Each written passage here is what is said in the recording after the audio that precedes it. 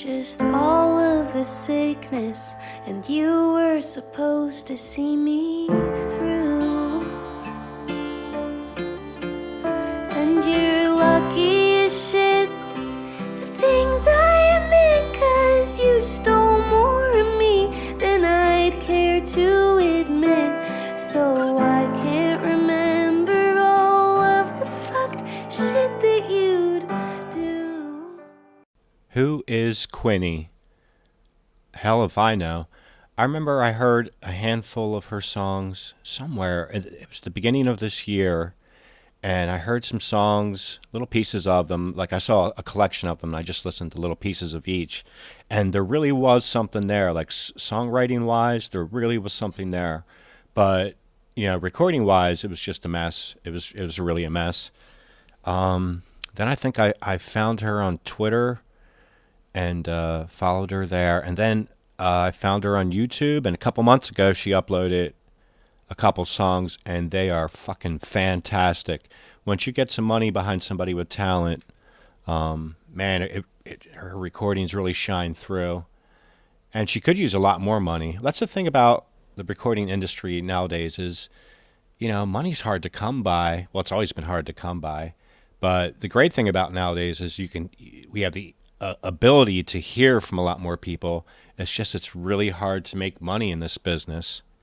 I tried making a video about one of her videos about a week ago, and it was blocked.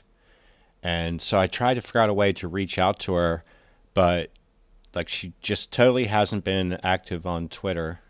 And she created this account 4 years ago, and in 4 years she's said she has typed two things. One in July was "Thank you so much. This literally made my year." And the other thing she said 2 years before that was "fuck you." So she's run the gamut of emotions here. We're seeing the full display of the inner Quinnie. I laughed, I cried. It was the best of times. It was the worst of times. And then I looked at her YouTube page, and this is the information about her on her YouTube page. Not a ton of information. Brevity is the key here. Actually, I don't even know what she could do about, what could she do about it? If she has a recording company and they own all the rights, then, they're going to block what they're going to block. And I'm totally fine with that. I mean, if I've ever made a video that people want me to take down and it's their content, I'd be like, absolutely, this is your money and I'm not going to mess with it. At best, I'm hoping I can direct people to them. Like Quinnie is definitely somebody I think we should all pay attention to. She does have a TikTok page which seems to be really active, but I don't dig that kind of stuff. Like TikTok, I don't what is TikTok? It seems like it's about 50% people doing just dumb things, and the other 50% is women flapping their butt cheeks, doing that twerk dance, which is it's really not attractive. Don't get me wrong. I love female backside as much as the next guy, but that whole flapping your butt cheeks, it just looks like someone's trying to knock a turd out of their ass. It's not an attractive look. Anyway, so when I made this recording like a week ago, and I'm looking at Quinnie, I'm always trying to draw connections, make connections, and it's something both about the freedom she expresses in her music. Like she's free to be exactly the woman she wants to be. Something about that, and also her look in this. The look of this video it's very much a handmade look, and also the color combinations and the way this was photographed. It made me think of the '70s, and then I was immediately drawn to making a comparison to Karen Carpenter. I know it's weird. I'm always reaching out for weird connections like this. But it made me think about her because, what would Karen Carpenter have been if she was Quinnie's age now? Like what kind of a person would she have been if she wasn't under that weight?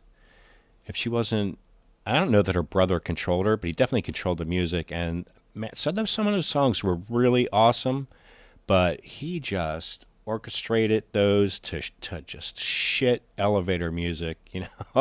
Some of the songs could have been so awesome, but his just heavy handed arrangements, oh god, And Karen Carpenter had a beautiful voice. Nothing like Quinnie. These two people have nothing in common with each other, except that I can't help but think, what would Karen Carpenter have been? What would she be if she was Quinnie's age now? And, also what happened to Karen Carpenter, we can't blame it on her brother or the industry, but I'm sure she felt a lot of weight. And I also suppose it's true at that time, people didn't know what that thing was. They didn't know what was wrong with Karen Carpenter, and maybe Karen Carpenter didn't. But I couldn't help but make that comparison. Anyway, here's a clip of the Quinnie video. This, I figured out I can put a little bit of the video in here and not get this blocked anywhere except for just Russia for some reason. Oh, by the way, the song is called Man. I've spent life holding other people's aches and safekeeping. So fuck all your gold stars, the cherries in the backyard. No amount of sugar could sweeten such a bitter heart. Fuck your soft boy scam, the cowboy or the Tarzan. No amount of nail polish could paint you a good man. She's really got it. This song very much appeals to me. And, also the vocal arrangements, the vocal layering reminds me of the Weepies. If Quinnie, if you're hearing this from me and you hate that, I'm sorry. It does remind me of the Weepies. And she does have a potty mouth, doesn't she? She really does. But, fuck it, man. She's saying what she wants to say. And in this, I got another clip of this other song. This other song, man, I don't even know what to say about it. Like, it's endearing. Some people could find it really crude, I think. I think it's kind of beautiful. And also, I need to pull this up. It's something, I'm not going to pull it up. I'm going to try to remember. On the video, she listed something like, she's the director and she also made the set. It's very much handmade, but it is so hysterically funny to me what she did. It's so, and she just did it so matter of fact. I'm not going to tell you what the subject matter is. I think you're going to figure it out. To me, it's hysterical, and it's also very endearing. I love it. I love Quinnie. I highly recommend Quinnie.